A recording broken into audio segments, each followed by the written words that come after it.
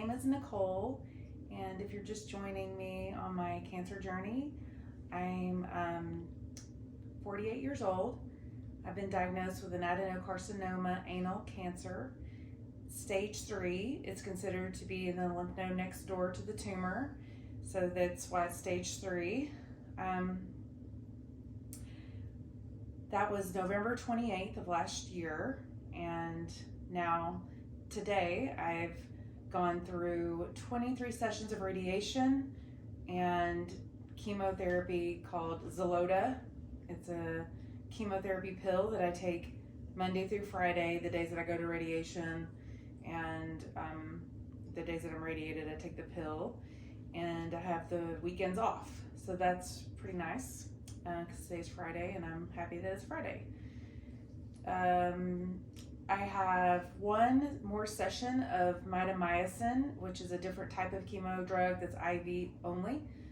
I've had one session prior a couple weeks ago, and the next one is next week, next Thursday, and that's the last one. February 24th is my last day for radiation, and I'm really looking forward to that day. Then I will get 3 to 4 weeks break. No pills, no radiation, let things kind of heal, and come back and do an MRI of my pelvis. And depending on what they find, is how we proceed and move forward. So if there's no more cancer and it's gone, then we're done. We're done. We'll just come back and do scans. And if there's any sort of residual cancer around on the scans, they'll want me to continue chemotherapy for 3 to 4 months. Using the same Xeloda pills, and also a different type of chemotherapy, not mitomycin, but some sort of platinum based chemotherapy. I'm not exactly sure what that would look like. I hoped that I don't have to go down that path, and that it's just gone and I come back for checkups. So that is where I'm at. And for those of you asking, surgery, why haven't I had surgery, and why not surgery first? And unfortunately, the location of the adenocarcinoma is right on my sphincter, and it's not in a place, buddy, it's not in a place where it can be easily operated on. And as history has proven, with radiation and chemotherapy treated first and do the wait and see method, it usually takes care of it on its own, especially in the sensitive area that it's in. So once they operate there, and if it does come to that in my future, that this doesn't work and chemotherapy doesn't work and it's still there, then surgery would be the last option, and that would leave me with a colostomy bag for the rest of my life. So that's why they're trying to spare that situation with me. And I'm 100% satisfied with my care that I have received still to this date. I cannot brag enough about Dr. Reiner and his whole staff, and the other doctors even in that office, the radiation therapist, they're all hands down amazing. They're at Swedish Medical here in Denver, and I cannot brag about them enough. I've had quite a few side effects. So the last time I was on here, it was like I was able to sit flat on the ground on my yoga mat. Really can't do that right now. The radiation burn has really set in my rectum. Like, it feels essentially like my butthole is sunburned. And when you go have a bowel movement, it feels like razor blades, and it's horrible.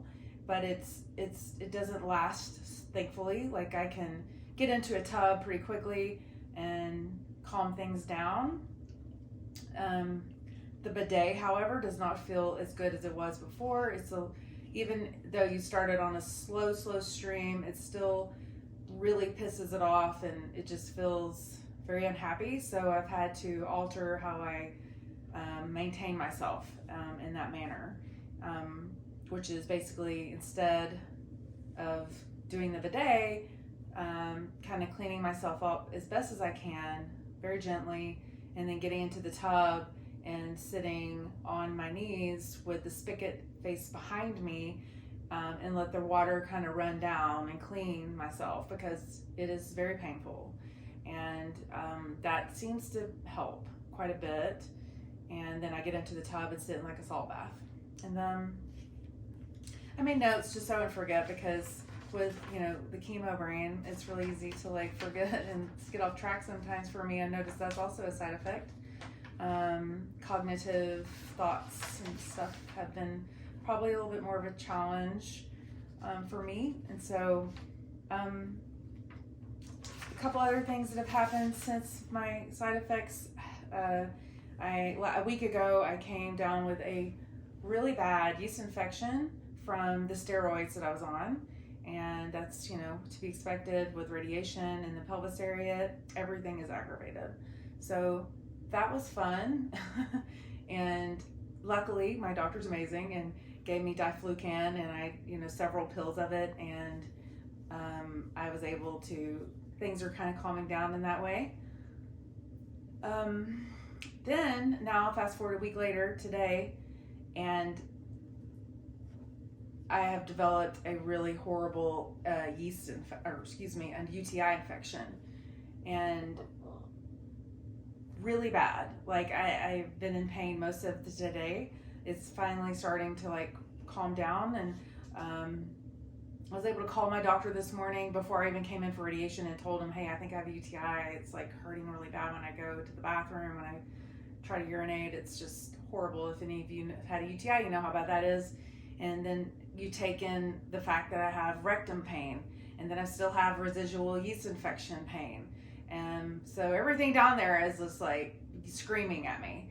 But my the nurse at Dr. Reiner's office, Steve, he's great.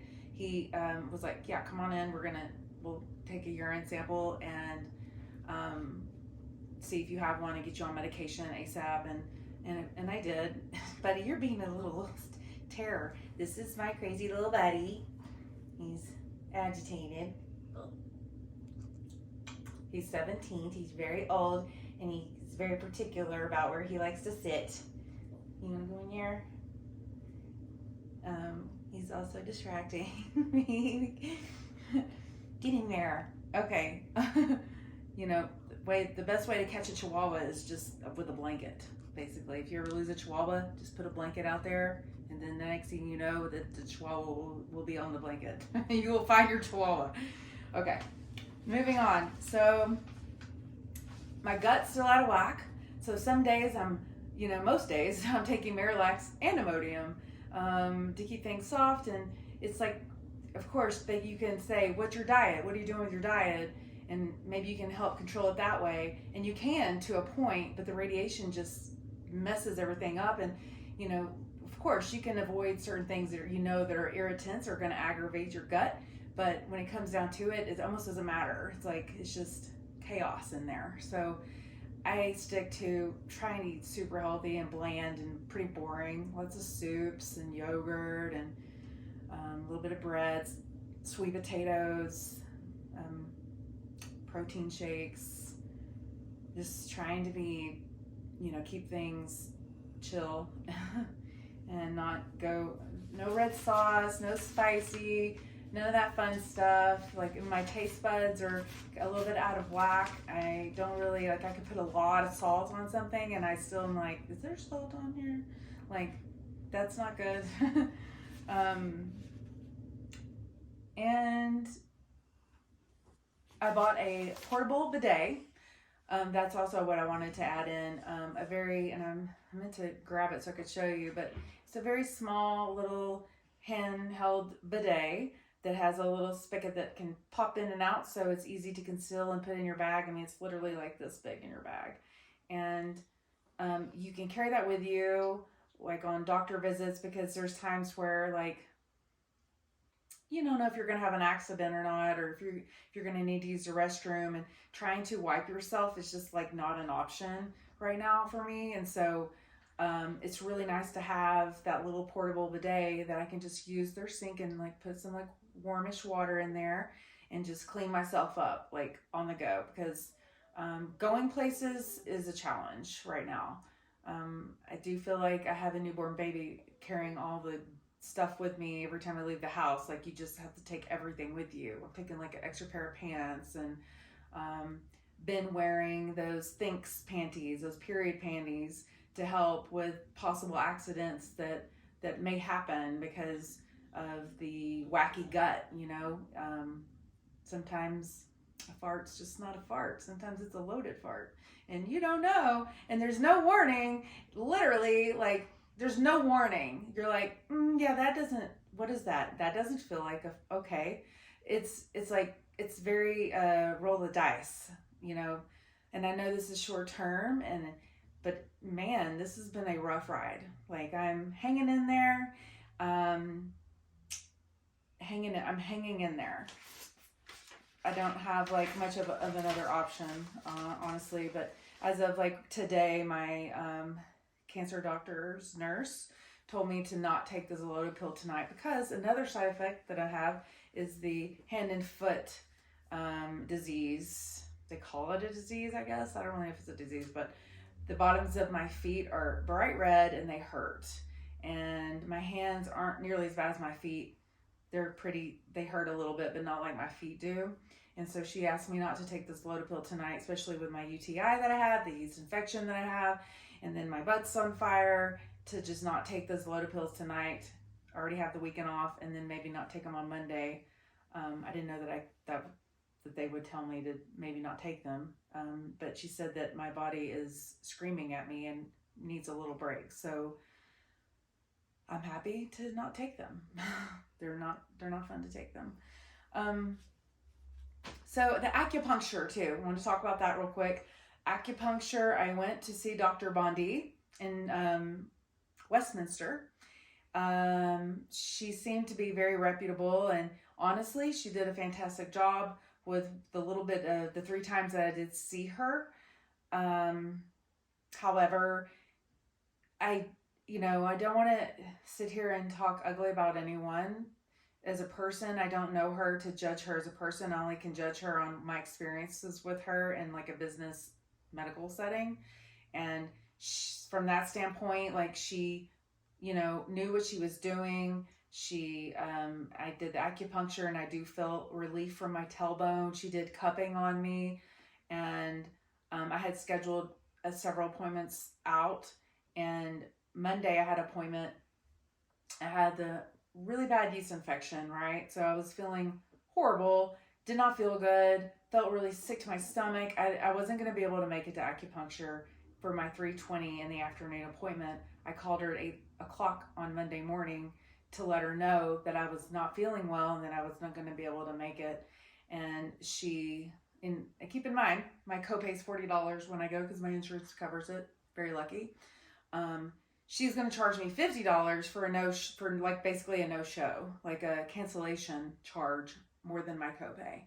And I said, well, I would come, but I feel horrible and I have a yeast infection and XYZ, and it's a 30-minute drive there, and she knows I have cancer, obviously, but no compassion from her on that, which really rubbed me the wrong way. And so I told her to go ahead and cancel my future appointments. I will find another acupuncturist who is more compassionate, because I wanted to go.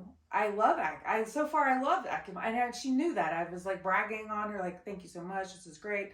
And it just seems to me that you should at least get, I would have called her on Sunday, but they're closed, like I preemptively wanted to call her, but I couldn't.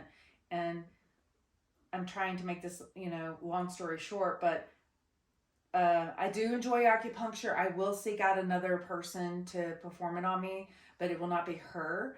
I don't want to, talk negatively about her, but she rubbed me in the way that somebody didn't have a lot of compassion for someone who is going through quite a bit, who has, by the way, a lot of medical bills. So I can't just throw $50 at someone. That's even more than my copay. Like, how is that even fair? Okay. But anyways, not going to go to her anymore. And I did start seeing a new therapist, though, a mental therapist, a man this time. I usually see females, but I'm seeing a man therapist, and the first time went really well. And I think that's important for us to take care of our mental health through all of this. Not only through cancer, but just every day, because mental health is just as important as your physical health. And to have somebody that's a very non-biased person who doesn't know you and can see inside your world differently than someone else can, that is professional. So going down that road as well. And I have good hopes for that. And pretty much still taking the CBD and CBG, and that seems to be helping me with the inflammation and mood. For sure. Do the B12, vitamin C, turmeric with curcumin, liquid. All this is liquid multivitamins, zinc, the full spectrum CBD and CBG, elderberry syrup with apple cider vinegar. And overall, my attitude's still positive. I have cried a couple of times today. I cry now when I get into radiation, and because I know what it's doing to me. I'm not going to cry right now, but it is hard, and I'm almost done, so there's that. And if I have anything else to update in another week or so, I will, but I have a couple weeks left, and then I'll have a break, and then I'm going to update, and I'll get to hit the gong in the radiation office, which I'm really excited about. So there is that. And I hope you guys have a wonderful night and that you're all doing well. And I always, as always, appreciate all the comments. And it's very sweet comments that I read, just really make my day. So thank you. And lastly, I want to mention a new app called Cancer Go. One of the doctors at the radiation clinic that I go to, I'm not sure all the ins and outs of it, but it's called Cancer Go. It's an app you download if you have cancer and you want to have a platform to post, journal, you want to just post, share your story. It's very, very new. In fact, there's just not that many people on there yet. I'm on there, so go check it out, download it, find me on there. You will not be disappointed. It seems like a really cool platform to bring people together, to show support and to be helpful and to learn things about your cancer. So check it out. But that is it for today. Take care of yourselves and be well.